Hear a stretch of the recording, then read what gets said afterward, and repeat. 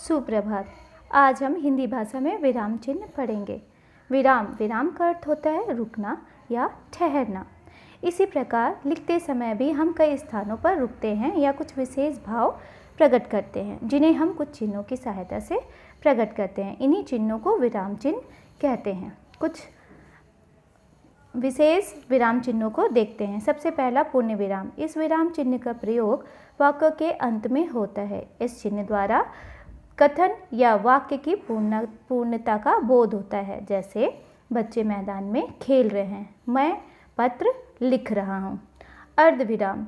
जब पूर्ण विराम से पहले तथा कम समय के लिए रुकना होता है, तब वहाँ अर्धविराम चिन्ह का प्रयोग होता है। जैसे जिसे मैं अपना घनिष्ठ मित्र समझता था, वही मेरा दुश्मन बन गया। कल मेरे मित्र आए, हम घूमने गए, हमने बहुत मज़े किए। अल्प विराम। अल्प विराम का अर्थ होता है बहुत कम समय के लिए रुकना। पढ़ने या बोलते समय जहाँ बहुत कम समय के लिए रुकना चाहते हैं, वहाँ इस चिन्ह का प्रयोग होता है। इसका प्रयोग एक ही तरह के दो शब्दों के बीच भी किया जाता है। जैसे मेज पर आलू, केला और अमरूद रखे हैं, रवि इधर आओ। प्रश्नवाचक चिन्ह। जब चिन्ह प्रश्नवाचक वाक्यों के अंत में लगाया जाता है, यह चिन्ह जो है प्रश्नवाचक वाक्यों के अंत में लगाया जाता है। जैसे तुम कब तक वापस लौटोगे, क्या मैं कक्षा में आ सकता हूँ। विस्मयादिबोधक चिन्ह।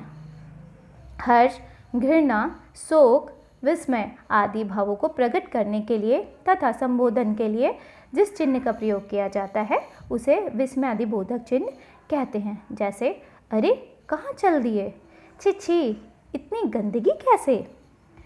उदाहरण चिन्ह। ये दो तरह के होते हैं। दोहरे उदाहरण चिन्ह का प्रयोग किसी के द्वारा कहे गए कथन को ज्यों का त्यों उद्धृत करने तथा इकहरे उदाहरण चिन्ह का प्रयोग नाम, उपनाम या किसी पुस्तक के नाम पर विशेष बल देने के लिए किया जाता है। जैसे लाल बहादुर शास्त्री ने कहा था, जय जवान जय किसान। मधुशाला हरिवंश राय की श्रेष्ठ कलाकृति है। योजक चिन्ह।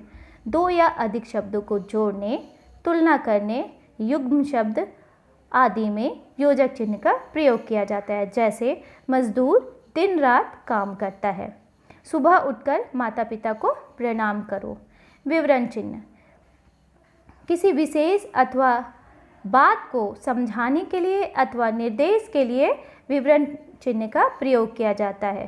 संज्ञा के तीन प्रमुख भेद होते हैं, व्यक्तिवाचक, जातिवाचक और भाववाचक। इसमें इनका प्रयोग किया जाता है। कोष्टक।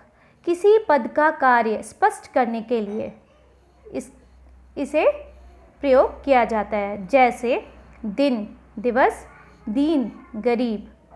क्रम का बोध कराने के लिए आ, तो इसमें 1 2 3 ऐसे इसका कोष्टक का प्रयोग किया जाता है। हंस पद या त्रुटिपूरक चिन्ह। जब लिखने में कोई अंश छूट जाता है, तो उसे लिखने के लिए इस चिन्ह का प्रयोग करते हैं। जैसे सुदीप अच्छा लड़का है, तो बहुत छूट गया, तो ये हंस पद का चिन्ह डाल के हमने ऊपर बहुत लिख दिया। निर्देशक चिन्ह।